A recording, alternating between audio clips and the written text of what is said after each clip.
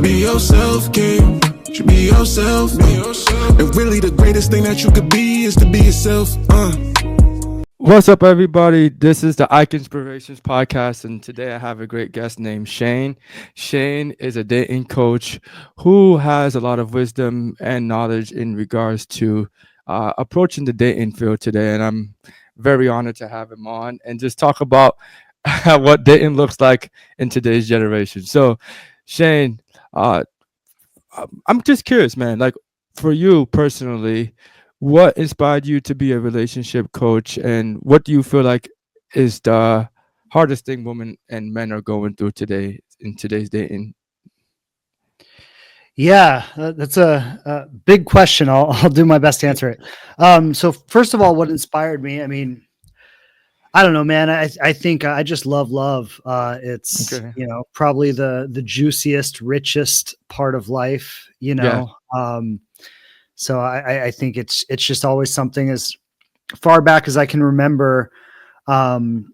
It's just been something that, I don't know, from first time I fell in love or first time I thought about falling in love, even as a kid, Yeah. is just a really, really cool feeling, really cool part of life. I think, if you can make a lot of money, you can, travel, you could do all kinds of stuff, but if you don't have love, then it all feels kind of empty. Right. So Yeah. I think, that would be the answer. Is it's just the richest and most fulfilling part of our lives. And in addition to that, I would say that it's also maybe the most complex, right? Mm, So it's yeah. like, it's the richest part of life. It's also the most difficult to navigate. Yeah. You can start a business and take a class and learn some business strategies and just, put your head down and grind it out and make a Yeah. lot of money. But you can't really do that with love. It's more Yeah. nuanced. It's more complex. We're getting into the deepest emotional parts of who we are, and there's not a straight line through that, right? So it's Mhm. probably a combination of the richness of it and the complexity of it, and the power of it. Just it all has drawn me in, and it's a fascinating thing to work with. And I had my journey from being a young man, and when I was younger, I was into drugs and violence and all Mm. kinds of stuff like that. Yeah. Went to jail for a few years, and Wow. I got out of jail. I was 20 years old. Um, Sheesh. had nothing to my name. Trying to get sober, recovered drug addict. And, I wasn't the kind of man that any woman would want anything to do with. So then the journey from there to having the marriage and the partner that I have today has been quite a journey. So Yeah. it's a mix of all of that. No, that's awesome, man. I definitely would love to walk through that journey and just learn what that looked like for you. Just curious, man. What did you go to jail for? Like, you know? Yeah. It's a long story, but let me just Yeah. say it comes with the territory of being a drug addict and Gotcha. living the life, right? So it's bound to happen sooner or later. But Yeah, no, man. But yeah, I yeah, mean, I absolutely love what you say about love. I feel like it's something we all fantasize about, and I feel like it's interesting as you get older, like your relationship with love changes, at least romantic. I think in all areas of life, but I guess speaking romantically, like it changes. At least, at least for me, like when I was younger, love was something I used to like fantasize about, and it was like new to me because I've never been in a relationship as a teenager. Then when I finally got into my first relationship, it was all dandy and whatnot. But now I feel like I look at it more from like I feel like I have a much more mature uh perspective on it, and it's not all just roses and glamour, because I think it's really fun in the first couple of months, but then after the next year, you got to really like learn who each other is and what that's about, and that's where true commitment comes in. yeah, absolutely, absolutely, I agree. It does. When I look back to like, I think first time I had a real relationship, I was 16. First, Mm, like someone I would say was like a real girlfriend, not just like a, hold yeah. hands in school kind of girlfriend. Yeah. And, when I look back to that, it was just about like having fun, having sex, hanging Yeah. out, um, and like, I mean, we used to have horrible fights, but my awareness about it then was like, this is what you do. You fight and you make Yeah. up. I wasn't aware of like, why are we fighting? What are Yeah. the underlying aspects here that are being triggered, that are caught? Like, it just, Same. I watched my dad and like him and his girlfriend, they would just scream at each other and throw shit and break shit. And I'm just like, that's just what you do when you're in a relationship, Yeah. but I mean, I don't do that with my wife. Right. So clearly it's not what everybody does, Yeah. but I didn't know that back then. So yeah, Yeah. I think as we grow, we mature, we start to understand, like, it's not just about hanging out, having fun, having sex. There's a lot more happening, and really understanding the nuances of what's happening is profound and powerful.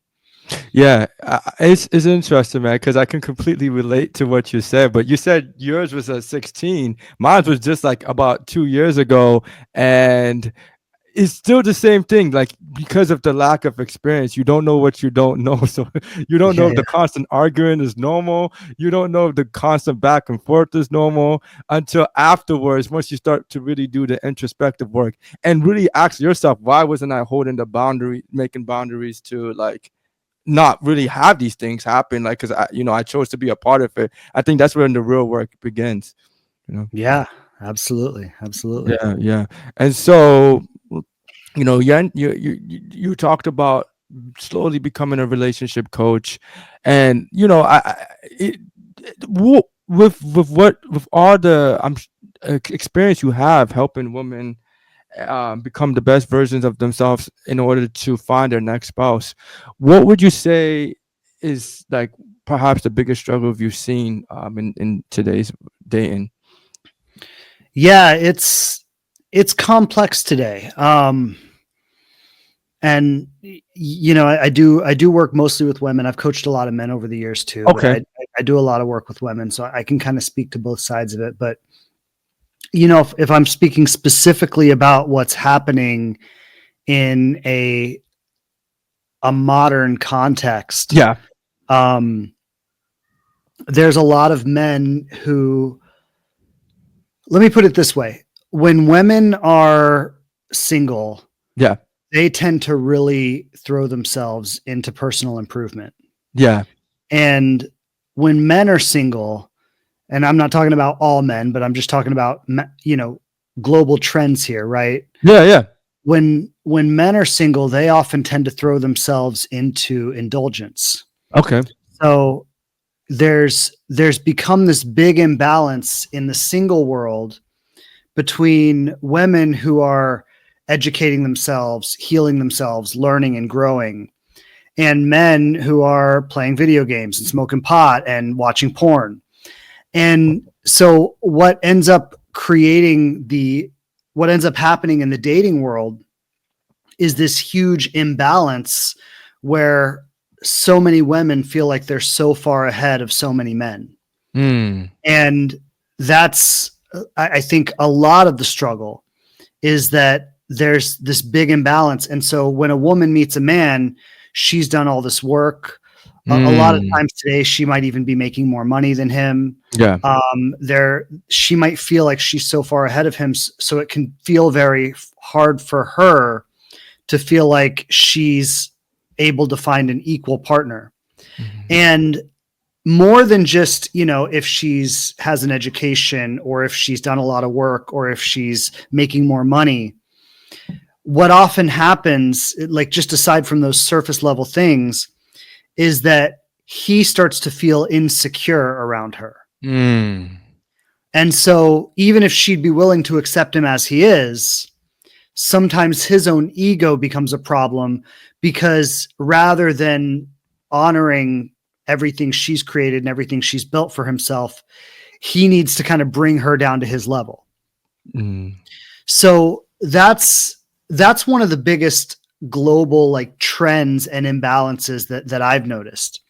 And it's really interesting because even like 50 years ago, this wasn't the case, because the way it's always been was women married men for security. Right. So often it was the man who made the money. It was the man who had the job. It was the man who kind of ruled the household. And so women would marry men for security. Now, there were a lot of problems with that. It wasn't always the most fulfilling situation, but it was easier for people to partner because there was more of a mutual need. And now what's happened is, because women are making their own money, because they're becoming highly educated, because they're, becoming super empowered within themselves, which is a beautiful thing, by the way. But because that's happening, they don't need men in the same way they used to. Yeah. And so now there's like a real need for men to be introspective. Yeah. And be like, okay, how do I level myself up? Not that video games or weed or porn are inherently bad, but if that's what I'm doing with all my free time while my female counterparts are getting educated and making money, and there's an imbalance there. And one other thing I'll say about that is, I think more than anything, what women need from men, because they don't need men's money anymore. Yeah. They don't need that, structural security that they used to need. More than anything, what women need from men is they need emotional attunement. Security. Yeah. Yeah. And emotional intelligence. Yeah. And so for a man who's looking to have a solid partnership today, the number one thing he should be focused on is, how do I become highly emotionally intelligent? Because that's what women are looking for from men more than anything else. Yeah, man. Wow, man, that was great. I feel like you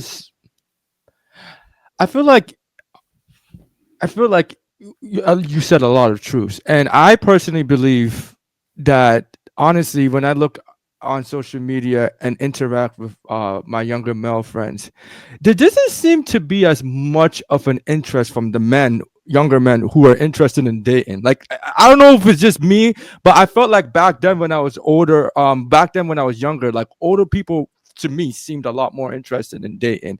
I feel like amongst men, because I will agree with you, I feel like amongst men there's just like a huge disinterest in even dating, where it's just like, what's the point? Like, I got porn that can stimulate me getting women. I can play video games all day. I can go on social media and literally kind of like just see attractive women or do whatever. Or I feel like even just YouTube and content creating and social media is almost replacing that social dynamic that actually allows for like a real relationship.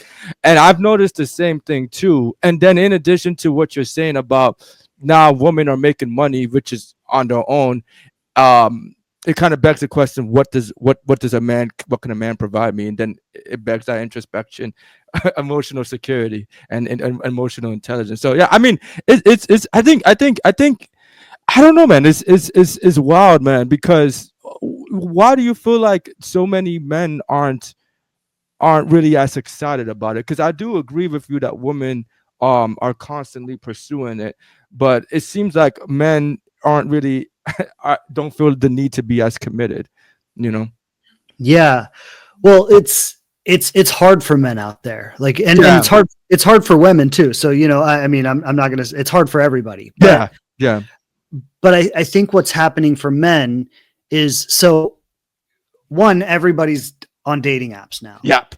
And dating apps, there are pros and cons to dating apps, but it's what happens on dating apps. And here's just one simple illustration. Sure. Most women set their filters on dating apps to 6 feet or higher. So they want a man who's 6 foot tall or higher. Yeah. Now that's like 15% of men, or like globally, like 15% of men are 6 foot tall or higher. Right. So out of all the men who are on dating apps, 15% of them are having access to most of the women, and the other 85% of men hardly ever even get a match. Yeah. And that's just height. And then if we take some other standards into consideration, like looks, like education, like the amount of money they make. So like we're talking about a very small percentage of men on dating apps who are getting all the attention. And there's data you can look at, like, data from Tinder, data from Hinge. And it'll show that like there's 10% of men who get all the matches with women. Yeah. And I heard a statistic, something like this. It was like a man who is under 6 feet and is on a dating app needs to swipe literally like 1,000 times to get one cup of coffee with a woman. That's So crazy, man. it's really, really hard. And so there's that aspect of it. There's just the simple practicality that, like, if I'm a man and I'm less than 6 foot tall, I'm going to Yeah. have to swipe 1,000 times to get one cup of coffee.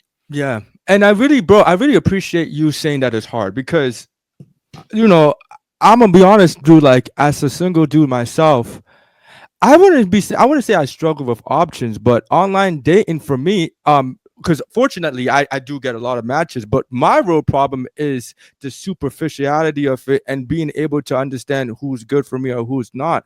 I probably feel like one of my biggest issues with online dating is that it's all visual and everyone just presents themselves as the best version of themselves. So it's really hard to know who they truly are and if they're really being themselves or whatnot. And so then once you've been doing this for such a long time, it becomes a burnout. Like, like if that's that of what you're saying is true, you literally have to keep on swiping 100 times, and then think about what that does to your mental drain. And it just kind of feels like it emphasizes the fact that you're constantly seeking something, that you're in like a lower point. At least that's how I it can make me feel. And so Yeah. I agree with you, man. Yeah. And I think everybody feels that way because, it's a very small percentage of people, like I said, that are really killing it on dating apps. And, Yeah. like what's happening for a lot of the guys who are getting lots and lots of matches is they feel like they have access to endless amounts of Yeah. women. And so those guys have commitment issues because Yeah. they're like, if I could go on here and get, 10 dates in a week, Yeah. why am I going to commit to this one? There are 10 more waiting for me. So Yeah. those guys all have commitment issues. Yeah. The rest of the guys feel like they struggle to even get a date. Yes. Yeah. And most of the women are dating all the guys who have commitment issues. Yes. And so it's this big fucked up problem. Yeah. No, it's so true. Yeah. It's so true, man. And the reality of it, because I can only speak from a man's perspective, and I don't think this gets talked about enough.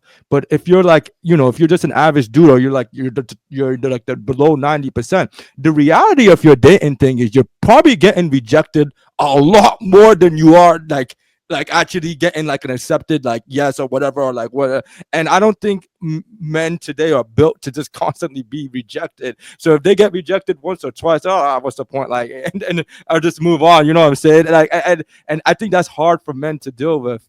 I'm not saying that's just an excuse, but I feel like that's just the reality of a lot of men. It's like, why go through that pain if I can just get instant access looking at a screen? Yeah. I agree. It's nobody's built for rejection like that, right? Yeah. Like I mean, if you think about evolutionarily speaking, where we come from, like there was no platform in existence where you would get rejected 100 times in a day. Like, like it just, like it's interesting. Like I deal with this a lot on social media because I'll put content out there and, generally my audience receives it pretty well, but every now and then I'll say something and get attacked for it. And it's like, if you post something on social media, and I think this is similar to what happens on dating apps. It's like you post something on social media and you have 1,000 people attacking you. It's like, our nervous systems weren't built to handle that. Yeah. And like, there's no like real life situation until the internet where you would realistically be facing rejection after rejection after rejection after rejection. It's a new thing.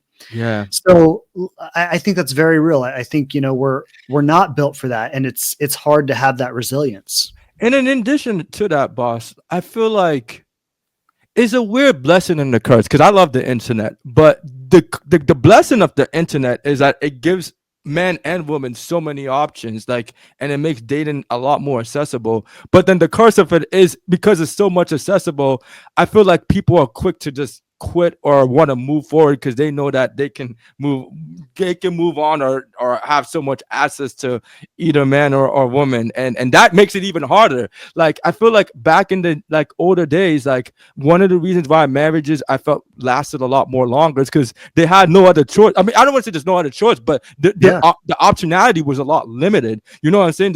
You can't just go on and DM someone or someone DM you and then you know and start thinking, or even if you're not even if you're in a committed relationship, the thought of being with another one doesn't happen because none of that even exists. You know what I'm saying? Where I can feel like if you're a beautiful woman, you're just constantly getting DM'd, like, you know, depending on who you are, that can even make it harder to stay committed because you know you have so many options, you know.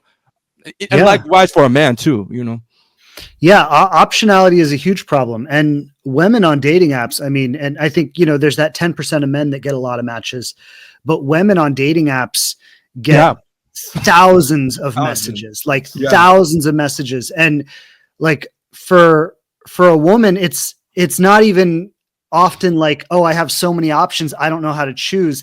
It's like, I don't even know where to start. I have 1,000 messages. Like, how do I even know who to respond to? Yeah. So it's like, it's crazy. It's crazy out there. But so a couple of things I want to say, because I don't want to be all doom and gloom. Yeah. And I'll speak, I can speak to the men and the women, but I think for the men, it's like, it's actually really easy to stand out because, you know, if you're on dating apps and, you know, there's like this thing I was wondering, like, what's the deal with the fish? Like, you know, like all these guys are holding a fish. Like, why is everyone holding a fish? But it's like, you know, if you look at like a lot of men's profiles, they're like really kind of basic. Like they're holding up fish and their pictures aren't creative and they don't say anything deep. So, you know, it's like, if you get like some really awesome pictures of yourself and you write like a deep, introspective, compelling like profile for yourself, and you have like some messages that you send out as like first messages that really like surprise someone and catch them off guard and like make them interested to talk to you. That's going to go a long way, because like, you know, if a woman has 1,000 messages and it's like, what's up? How are you doing? You know, like it's, you know, like just really kind of like one-liner basic messages. That's not going to go very far. But if you ask like a curiosity provoking question, or if you notice something special about them and you reach out like, hey, I noticed this and I want to talk about this, or you know, you make a joke or something, like it's easy to stand out when there's so much that's the same. If you can be different, you can stand out. So I think that's one of the advice I would give to men on dating apps. And in addition to that, I'd say for men and women, like spend more time in the real world. Like I didn't meet my wife on a dating app, you know? So I think it's like, spend more time in the real world, go to places where people are, practice your social skills. Like I spent a couple years building community around me. So I built like a spiritual community. There's like some spiritual circles in my area that I got involved with. I joined a yoga community. I got involved in this like personal transformation seminar training that I was part of. And I ended up actually becoming one of their trainers and leading these trainings. But I spent like several years, I mean, probably like close to 10 years, building these communities, building connections in these communities. And what I would actually do is I would practice like introducing myself. Like if I'm sitting in a cafe and there's a woman sitting there reading a book, like I would just practice like hey, what are you reading? You know, and just introducing myself and like building those social skills. Because the thing is like, dating apps are a mess. And they're really hard to navigate, but there are people everywhere. Right. So if you practice building actual social skills, get the confidence to say hi to someone, get the confidence to introduce yourself, get the confidence to ask for someone's phone number or to give someone your phone number. And you start practicing that consistently everywhere you go. And especially, you know, if like, I'd say like men, go to yoga. Like yoga's full of women. There are like tons of women at yoga. Or for women, like go. Yeah, that's where you found your wife, bro. No, not at yoga, but I met a lot of girls at yoga. Okay. So I actually met my wife through that seminar training I was talking about. Okay, cool. But I met a lot of girls at yoga. Yeah. But like go to yoga, lots of girls at yoga. And for women, like go rock climbing, go to boxing, go do things that men are doing. Yeah. So like a lot of men are always doing things that other men are doing. Yeah. And a lot of women are always doing things that other women are doing. Yeah. Like if you want to meet someone, go to where those people are. Mm-hmm. Bro, I absolutely love your advice. And to be honest, I feel like I personally could use some of this. I'm at a point, man, honestly, where I feel burnout from online dating. You know, I would say when I was younger, I was having the issue that most men have, where it was like, oh, like you're struggling to get matches. As I've gotten older, gotten better at digital marketing and creating the pictures and the nice captions, matches have no longer become a struggle. But I feel like it's hard to find someone that I'm naturally getting in tune with. And to be honest, I've even just had a couple poor experiences that just completely turned me off. So I need to take your advice, man, and go out more, because I think it's important, man. And I think it's just a lot more realistic and a lot more a deal. Do you mind sharing, Shane, like what it looked like for you finding your own wife? Or what was that story like? Yeah, I mean, like honestly, it's pretty what I just told you, right? Like, Yeah. I built community around me. So doing things that I was interested in, doing things that I loved. You know, I loved yoga. I loved like working on myself, transformation. So I put myself in these communities, and there are a lot of people there. I think, you know, some people, if you live in like a small town, maybe you need to drive to the nearest big city, right? So like, Yeah. and like honestly, a lot of people are lazy, and Yeah. it's like I said this earlier, like relationships and love is like the biggest reward of our life, right? Yeah. So if you want the biggest reward of your life, like you have no business Yeah. being lazy about it, you know? Yeah. So people are like, oh, well, I live in a small town. I'm 2 hours from the biggest city. There's nobody in my small town. It's like, okay, well, find some event that's happening in the big city that's closest to you.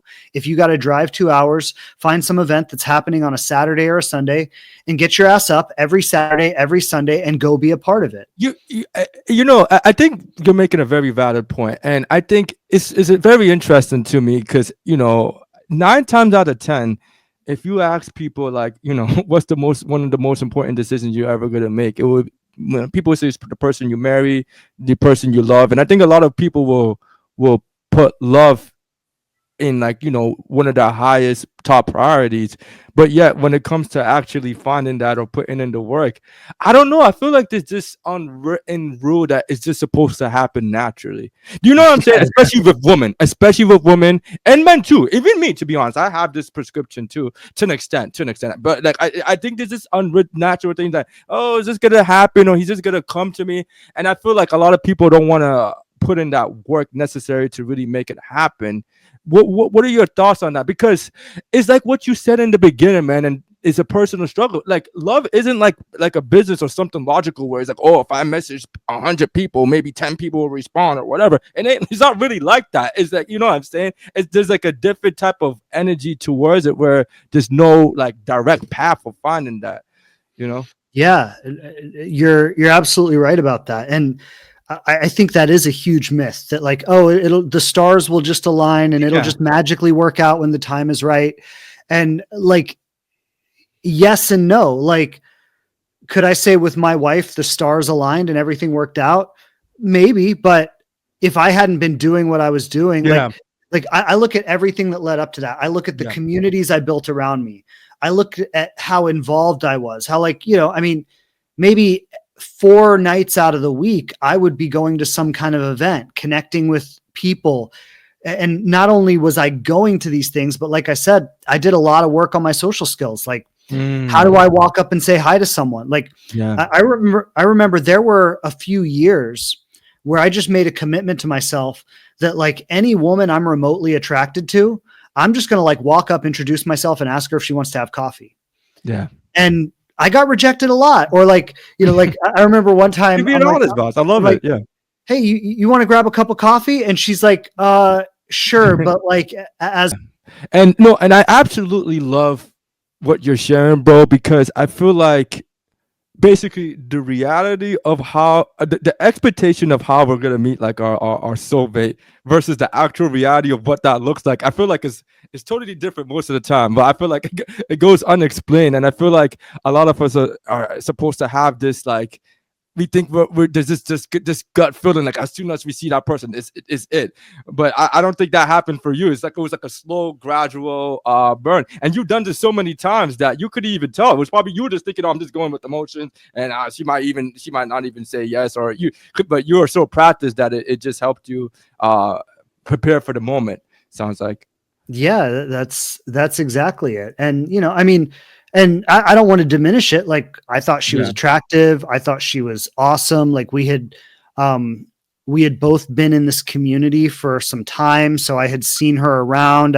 She was actually a friend of a friend. So like I kind of knew a little bit about her, and it's like, I say like, it wasn't like, oh, the stars aligned and all that, but Yeah. like I knew she was an amazing woman. I had been around her in this community. I had, shared a few short conversations with her. So when we connected, it was like, yeah, there was interest there for sure. Yeah. But there was also the Unknown. assumption that this might not go anywhere. And that's okay too. Like, I mean, Yeah. I should say this as well. She lived in New Jersey and I lived in South Florida. So Oh, wow. we lived 1,200 miles apart. Oh, wow. So even when I was asking her, like, I remember I was like, you want to just Wow. grab dinner sometime or something. And like, when I was asking her if she wanted to grab dinner, I wasn't thinking like, oh, this is going to be the one, we're going to get married. Like, Yeah. I was like, here's a cool woman. She seems Yeah. awesome. I've experienced her in this community. I'd like to spend some time with her. I knew she lived in New Jersey. I'm like, it might just be dinner. We might just go on a few dates. Like I didn't have long-term plans for it necessarily. It was just, I was just open to, hey, here's a cool person. Let's spend some time together. And it wasn't more than that. And I think more people need to be okay with that. Yeah. And honestly, everything you're saying is including me. I think a lot of people, including myself, I feel like we go in with an unrealistic high standard of like, oh, could she be the one? Is he the one? And I think off the gate that just puts so much pressure on you to succeed. One, just to have the conversation, even just talk to someone, and then two, even if you do talk to her and there's some mutual interest off the gate, that's just a huge amount of pressure that isn't necessary or maybe even healthy. So yeah, man, I mean, I this is good, and I think we can go on and on about the struggles and of men and women. But one thing I would like to hear from you, Shane, is also like as you've navigated your own personal relationship, what are some things you've learned about yourself, and where do you feel like what were some of the unexpected pros and cons of of coming into your own relationship? Because I know you've been married, and that's been a huge part of your transformation. Yeah, that's a great question. Like let me say this. I think relationship, like if we look at your journey into romantic love, from being a single person, dating, meeting people, going on dates, like finding someone, partnering, going through like that first year together, getting engaged, getting married, building a life together, building a family, like every single stage of it is a progressive growth. Yeah.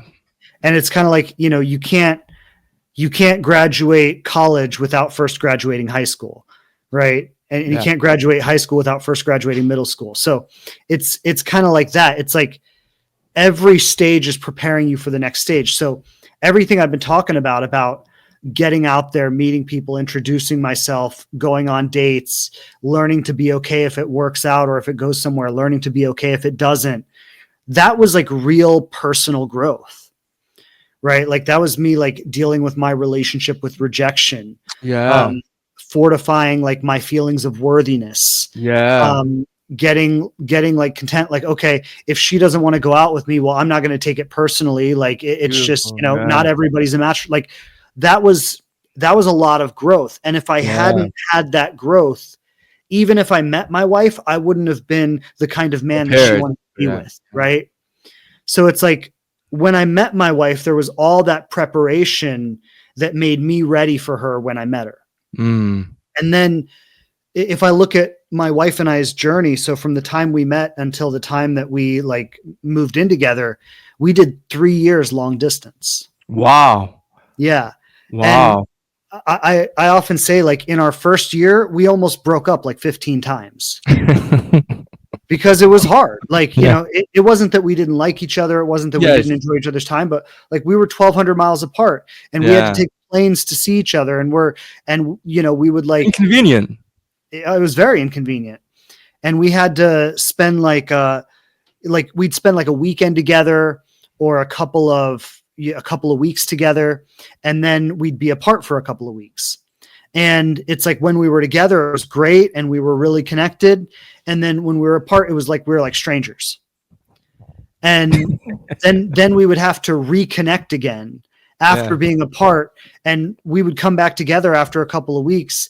And it would be, I don't even know who you are. Like, it's like we're meeting for the first time again. And it was awkward and uncomfortable. And we've been in our own houses for 2 weeks and like just been talking on the phone a little bit. Yeah. And now we're living together for 2 weeks. Wow. Right. And by the end, it was hard at the beginning of those 2 weeks. And then by the end, it would be good. But then we would separate again and it would be hard. So we did that for 3 years. It was really, really complex. And that's where we had to deal with like all of our fear of, am I going to lose this person? Are they going to meet someone else while we're in separate states?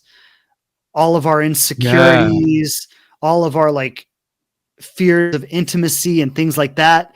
It was just all of it. We had to deal with all of that.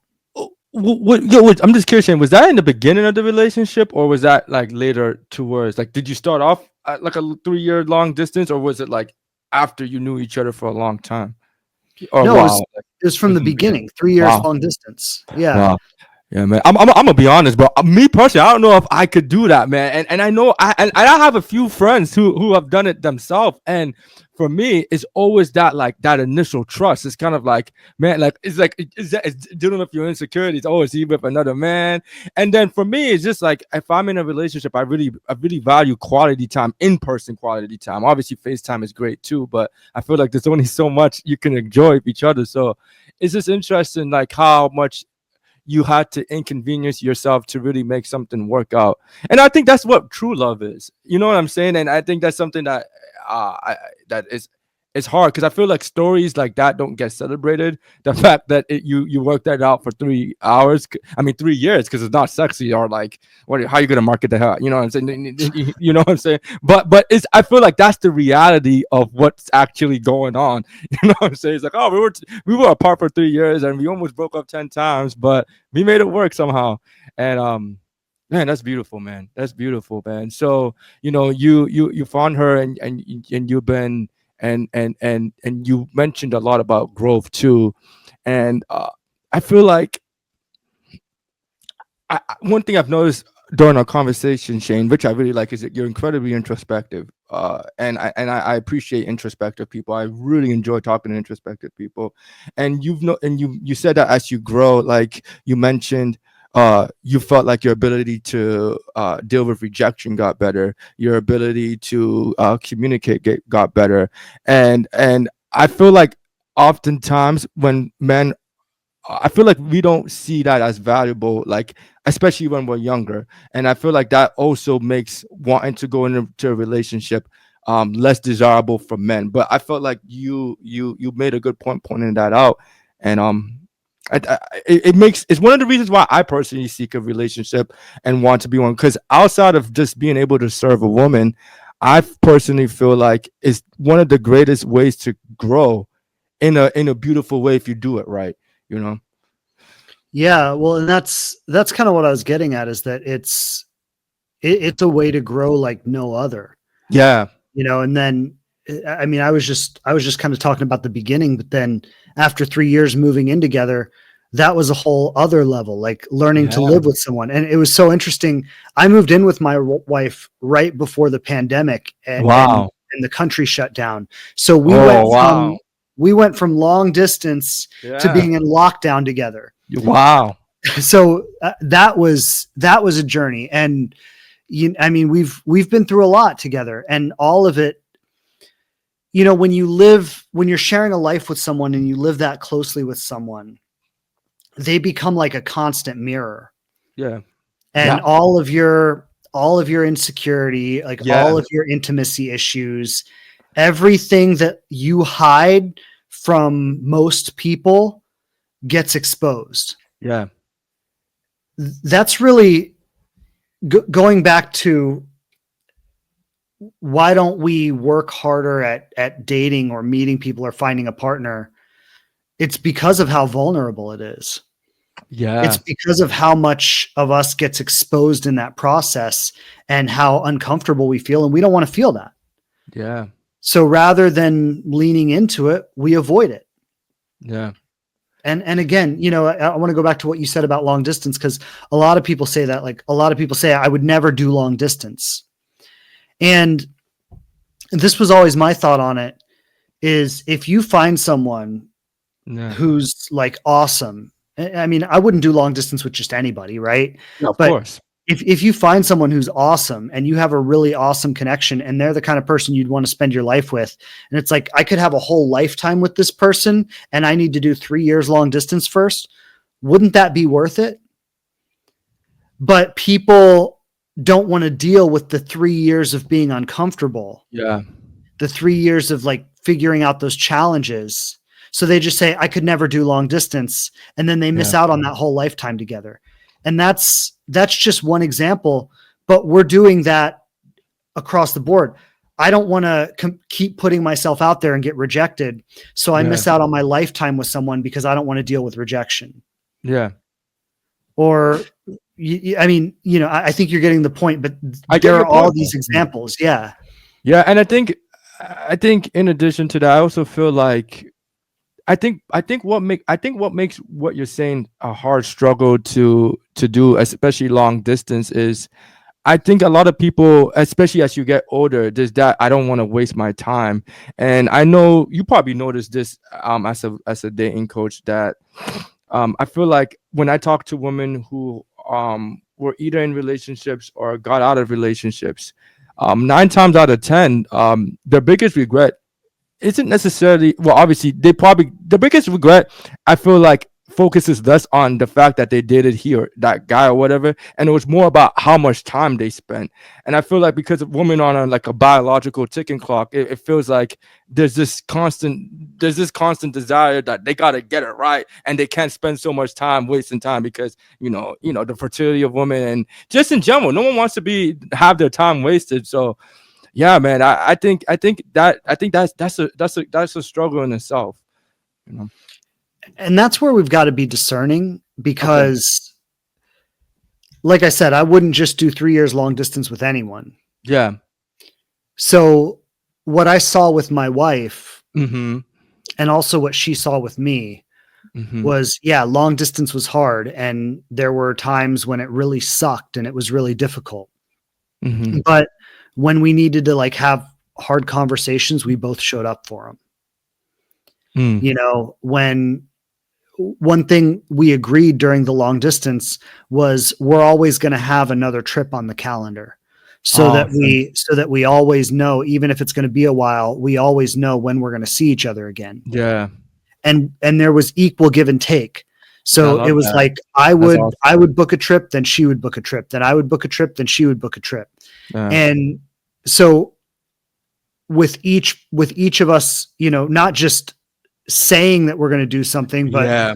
like investing our time and our money in it and rearranging our lives and our schedules to make it work. So there was a lot of investment on both sides. Yeah. And that's how we both knew that we weren't wasting our time. If you're in a long distance relationship with someone and they're like, yeah, I'll come see you, but they never book a trip, that's not the kind of relationship worth investing in. Right. So, and those same principles go for local relationships too. Of course. Yeah. It's funny. People say they don't want to waste their time. Yeah. But what I see a lot of is people finding someone they like. Yeah. That person is not showing up with the qualities that would lead to long-term potential, and they stay with them anyway because they like them. Yeah. And that's how you waste your time, right? So if you find someone who's worth it and someone who's really showing up for you and someone who's dedicated and you go all in with them, you're not wasting your time. You waste your time when you find someone who's not showing up like that and you keep dealing with it, hoping it's going to change. Or you keep trying to prove yourself to them, or you keep trying to earn their affection, or you're just, I think about, there was a relationship I was with, and I didn't spend a lot of time in relationships. My wife, we've been together almost 9 years. This is the longest relationship I've ever been in, but I had several relatively long-term relationships. Okay. And like, when I say that, I mean less than 2 year years. plus. Yeah. Okay. Yeah. A year plus. Yeah. And there was one that I would say was a total waste of time. Mm-hmm. Probably of all the relationships I've been in, this is the one that I would say was a total waste of time. And we were together for about 1.5 years. And I say it was a total waste of time because from day one, I knew I wasn't into her. It started out as just like a hookup. Like, hey, like we were with some friends, we were playing mini golf and she was flirting with me. And I was like, I could probably get laid tonight. And I was like, you will come back to my house? And she said, yes. And so she came back to my house, we hooked up. And then it's one of those things where it's like, okay, now we hooked up once and now she's calling me and I'm like, all right, let's hook up again. And 1.5 years later, we've been hooking up. And I was never in love with this person. I never really wanted to be with her. I never saw this going anywhere long-term, but it was just one of those things where I didn't have anything better going on in my life. She didn't have anything better going on. Yeah. We were both there and we were just wasting each other's time. So that's the kind of thing that, I don't beat myself up for it. It was one mistake that happened when I was younger and it lasted for 1.5 years. It didn't cost me much in the long run. Yeah. But I see people staying in relationships like that for 10 years. Of course. That's when you end up wasting time. Yeah. And so it's just interesting what could be the downfall of our own relationships. And, you mentioned that example where there was meaningless sex that pretty much led to you guys being together for 1.5 years.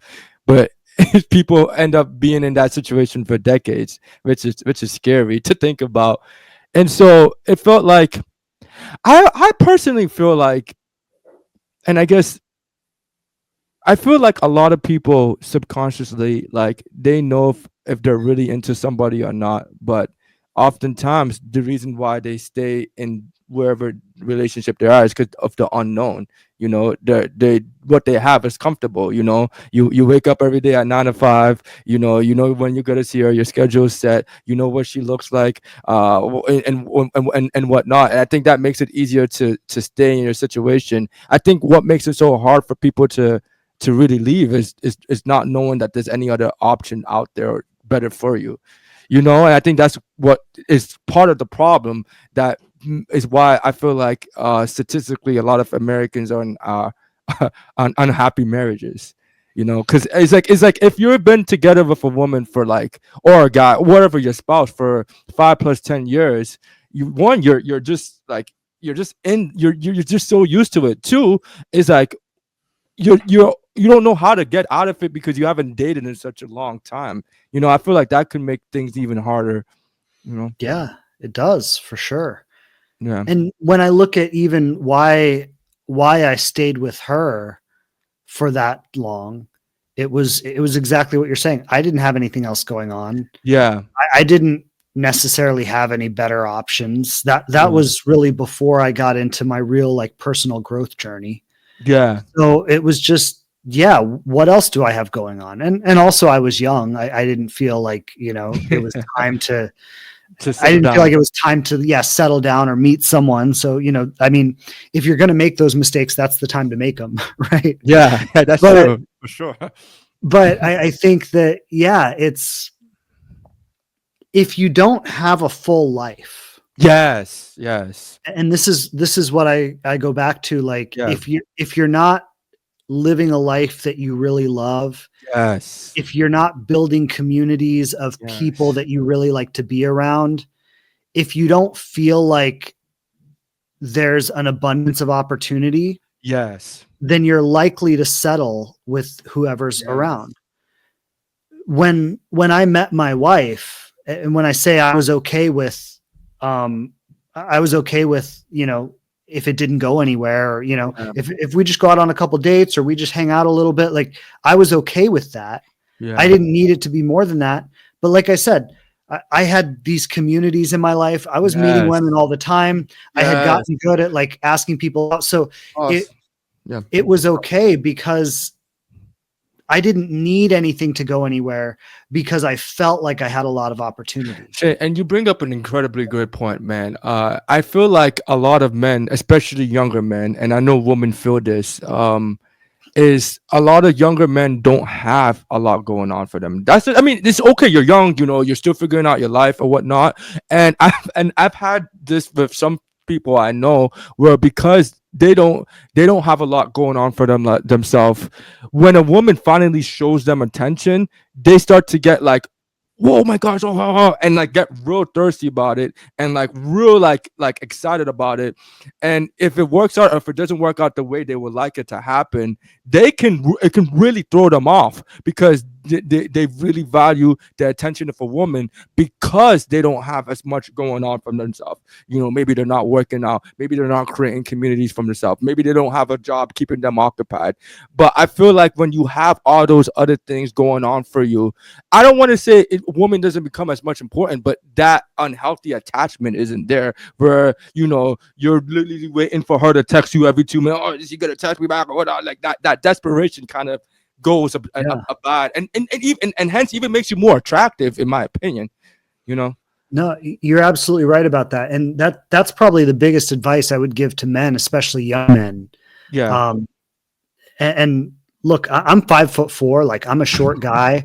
Like even when I Yeah. met my wife, I was in the beginning of my career. I wasn't making a lot of money then. Mm, I was providing for myself. I was doing okay. But here's the thing. It's like for young men, get on some kind of career path. You don't you don't need to make a lot of money, but you need to be able to show a woman that you're going somewhere. yes. My wife, she knew I wasn't making a lot of money, but she knew I was going somewhere. Mm, And now I make a lot more than I did then, right? yeah. So like get on some kind of track so that you have something to show that you're going somewhere. Mm, Hit the gym, like work out, just basically like shower, get a haircut, like dress well. And you don't need to buy nice clothes, but like a clean white t-shirt and some jeans that fit you well. Like it's again, it's not even about having money, but it's about like looking good, presenting well, like smell yeah. good, shower and put on deodorant. The number one reason people don't want a second date is because of smell, actually. Really? Yep. That's Okay, I what got that that's what the cologne, bro. research has shown. Oh, Yeah, that's but good to but know. don't over cologne. Okay. Just like 2 sprays. Sure. Wow, I didn't know that. That's very interesting. I'm sorry. Is that from like the men or women, or is that just both like people? Or is It's that like women like to men? Like if I remember correctly, I think it's the number one reason women didn't want a second Mm. date. That's so interesting. Good to know. Yeah. I'm definitely gonna keep that done. Man, man, yeah, I love what you say, man. And personally, man, I've been doing what you've been saying. I've been working out. I've created my podcast. I have different real estate businesses. I'm a pharmacist, and I'm blessed to say I have a lot going on. And Mhm. I've noticed because of that mentality, I personally feel like as I'm dating, my internal reality is that I feel like I'm picking women. As in when I was 20 years old, I felt like, oh, I'm lucky if she says yes to me or she texted me back or whatever. Like I felt like my I don't know, I don't feel like my thinking was as mature. But because I feel like I have so much going on for me, I'm a lot more confident, and I'm like, I'm picking you, and like and I feel like that makes me a lot more attractive. Whereas and it has translated to success, dating success for me. But I think it's important that you're saying that, man, because I think nowadays there's a lot of men, we struggle with finding purpose, and Yeah, because we don't have absolutely. any purpose, bro, it's like, it's like it goes back to that point you made about indulgence, bro. We could go on the video games, we go on the porn because we don't know what else to do, and that lack of purpose makes you even less attractive to women. What you Yep. got going on with your life? Where's the passion? Because what I've learned as I've gotten older is like a lot of women are attracted to passion. They don't, now whether that passion is good or not, or how that trend really is, they like to see you passionate about something and striving towards something because they see that as a man who's going somewhere, who's building for himself, and someone that they can trust. But when with men, not young men, like there's a lack of purpose and a lack of passion. I feel like that a lot of men suffer from that, and that makes it even harder to find a date because women obviously don't want to be with a man who has nothing going on. Yeah, you're absolutely right about that. I think finding purpose, and when a woman meets you, like you have something to talk about, right? She's like, Yeah. what are you up to in your life? You're like, oh, I play video games and hang out with my brother, or like, it's like, she's like, okay. Or you're like, oh, I'm building a podcast. I'm investing. And she's like, Yeah. oh, that's awesome. And just one thing I want to add to that, like, yes, purpose 100%, looking good, smelling good 100%. And going back to where I started, becoming like emotionally attuned. Like women today, they don't need money. They don't need protection. What they need is a man who can really feel them and hold space for them and have deep, intelligent, heartfelt conversations. And I love that because I know women, they love when they really feel heard and validated and those deep conversations. How do men build that skill set, and so they can in order to make themselves more valuable for themselves and women, and That's a great question. And I got to wrap up here, but okay, I'm sorry. Yeah, it's okay. But look, there are a lot of resources out there. I'd say start reading books about it. Start listening to podcasts about it. If a man really wanted to like start understanding women, listen to like podcasts of women talking to each other. Yeah. Read again. I said read books, watch YouTube videos. We have the internet, right? So the resources are endless. Yeah. But you got to put down the video games and put down the porn and spend your time learning and growing, right? Yeah. So I'd say just start there. Do some research, like look up how to understand women on YouTube. And just start watching videos, right? And it'll lead you down a rabbit hole.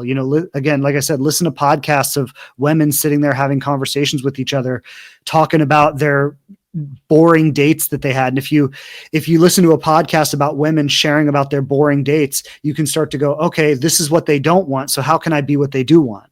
Mm-hmm. Yeah. So pretty much just talk to more women, experience more women in various different ways. Well, Shane, look, man, I thank you for your time and all that, the time you shared and the stories you shared. I think a lot of men will find this valuable. For people who would like to connect with you, and perhaps be close with you, or just even find a way to reach out to you, how can people do that? Yeah, Instagram's probably the best way. It's my account is The Living Relationship. It's the_living_relationship. Okay. So that's probably the best way to find me. You can also check out my podcast called The Conscious Love Show. The Conscious Love Show.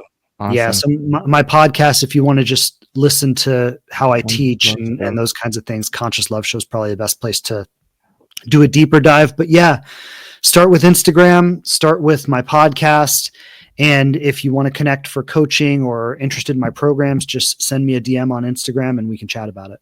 Awesome. Well, Shane, thank you so much for your time. And remember, everyone, the future belongs to those who believe in the beauty of their dreams. Thank you. All right. Thank you, brother. Yeah.